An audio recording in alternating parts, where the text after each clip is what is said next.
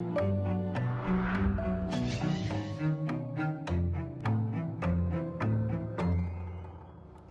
bueno, pues el día de hoy en Política en la Mesa, Luis Estrada nos va a hablar de una iniciativa pues que ha causado mucha polémica. Esta va a servir para implementar la segunda vuelta electoral en nuestro país. ¿Qué tal, Luis? Buenas noches. ¿Qué tal, Liliana? ¿Cómo estás? Bueno, pues eso quisiera el PAN, pero en realidad lo que vamos a ver es que han sido una serie de iniciativas que ha presentado el PAN, que lo más paradójico de todo es que al que perjudica principalmente es al PAN, y no sé si no han realizado los cálculos necesarios o cuál es la razón que lleva a que el PAN esté ocupando su tiempo legislativo en propuestas como esta. Y no es una cuestión necesariamente que perjudique o beneficie a algún partido, sino que tiene algunas complicaciones. Se trata de seguir el modelo que se presenta en algunos otros países, especialmente en Latinoamérica, en sistemas presidencialistas que ocupan una segunda vuelta. Lo acabamos de ver en las elecciones en Argentina, en Guatemala también.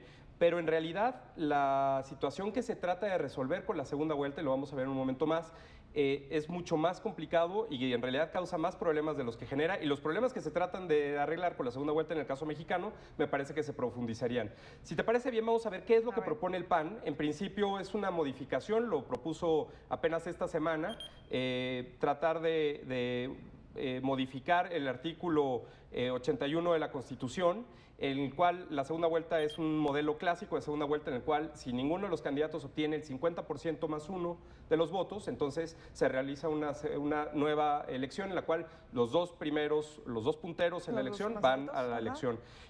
Como datos, nada más para que nos demos una idea, en México no ha alcanzado un candidato el 50% más uno desde 1994. Entonces tendríamos o hubiéramos tenido segundas vueltas desde ese momento. Ahora, el asunto es tratar de ver, y como lo plantea el PAN, lo que busca es que el gobernante tenga legitimidad, que tenga una gobernabilidad. ¿Qué es lo que busca, no? Que haya como esta legitimidad, o al menos ellos lo que están haciendo como bandera para que se discuta esta iniciativa. Porque por definición, entre dos candidatos, al fuerza uno de ellos al menos tiene el 50% más uno de los votos.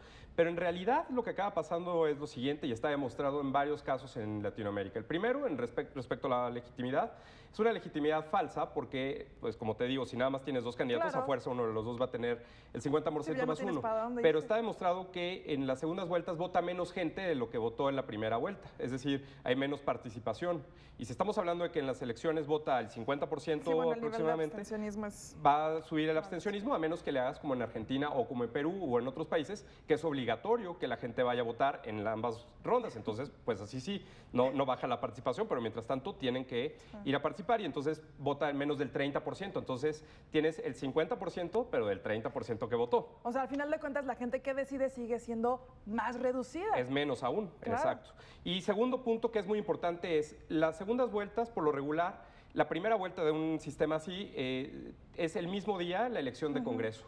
Y entonces el número de candidatos a la presidencia se dispara. Hay casos como en Perú, que ha habido 40 candidatos, en Francia ha habido 25 candidatos, en fin. Y cada uno tiene o está respaldado por un partido político. Esto implica eventualmente que el Congreso se fragmente, y entonces si ahorita no se pueden hacer arreglos y gobernar con 8 partidos, 9 partidos, imagínate con 17, 20, 25, que es a lo que nos lleva los ejemplos clásicos en Latinoamérica. Si vemos en la siguiente lámina en la pantalla, lo que vemos es candidatos que no han ganado en la primera vuelta, pasan a la segunda vuelta, se enfrentan como Alberto Fujimori ante un Congreso dividido, fragmentado, y lo que acaba pasando es disolver el Congreso y un golpe de Estado. Es decir, cuando la parálisis llega a tal grado que no le permite gobernar, entonces resulta más atractivo o más sencillo, de acuerdo al poder que le da el Ejecutivo, disolverlo. Otro caso interesante es en Ecuador, en 1996, Abdalá Bucaram, lo mismo. Disolvió el Congreso, un autogolpe de Estado, o incluso también en Brasil en años posteriores. En Chile es un caso muy particular porque las coaliciones se forman incluso antes de que se lleven a cabo las elecciones. Entonces llegan dos bloques de partidos y entonces sí hay un poco un acuerdo de gobernabilidad. Pero en realidad lo que acaba pasando es un escenario en el cual se fragmenta el voto y entonces es muy difícil para el presidente poder gobernar. Lo que digo es, el escenario que ahorita está, que es el candidato que obtenga más votos, la verdad es que es lo que le alcanza más al PAN para poder gobernar, dado que ni siquiera un candidato, el PRI, que es el partido más grande, ha alcanzado ese 50%. Caray, sin duda interesante, ya lo vio usted, hay que checar los datos cuando ya nos vengan y nos presenten los legisladores iniciativas, y para ello siempre tenemos aquí a Luis Estrada. Luis, te lo agradezco muchísimo. Muchas gracias a ti, Liliana. Muy buenas noches. Muy buenas noches. Ahí lo tiene usted, sin duda, datos bastante interesantes.